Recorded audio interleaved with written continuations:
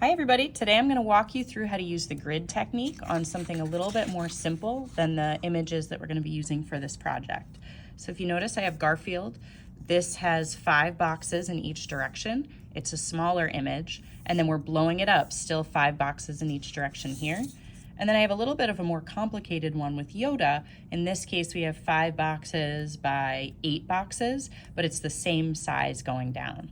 So I'm going to walk you through how to do this. First things first, you want to get organized, and I like to mark down the numbers of the boxes because it helps me to make sure that I'm putting things in the right box. In this case, I'm also going to do like an A, a B, a C, a D, and an E, and I'm going to do the same thing over here. So if I know I want to start with this box, then I'd be able to look and it's E4, so I can find the same one on here. Another thing you can do to help focus yourself is to use Post-it notes or scrap paper to kind of close off elements that you don't want to be distracted by.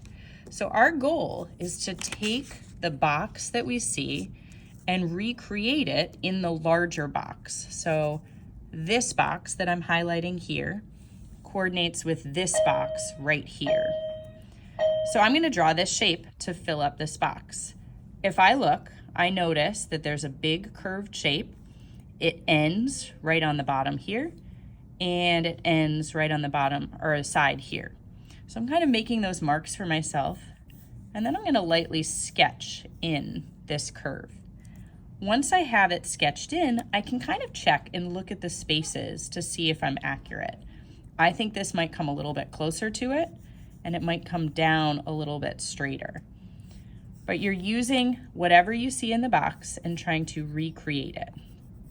Now, typically before adding things like these details, I would go and move on to the next box, because by doing that, I can get in like the most important edges of Garfield. So in this case, I see a little bit to the left, not quite in the center, this kind of mark where it kind of creates this V. And so I'm gonna have it come down. I'm also going to mark where I think it falls on the side over here. And so I'm going to keep doing that, moving box by box until I get all of Garfield laid out in here. Okay. With Yoda, it's the same thing, except now I know it's the exact same size. So if you want to use something like a ruler and measure like this distance for yourself, you can do that and then find the corresponding box and make sure that measurement's the same. Same thing, I'm not gonna do things like the small details until I get things laid out. This box, really complicated. So if I were you, I would start with some of the more simple boxes, and then you can come back to the more complicated ones once you have like the outline laid in here. So in class today, I want you to pick one of these sheets, try and recreate what you see, and try and get it as accurate as possible. We're doing it in pencil so that you can go back and do adjustments if you need to.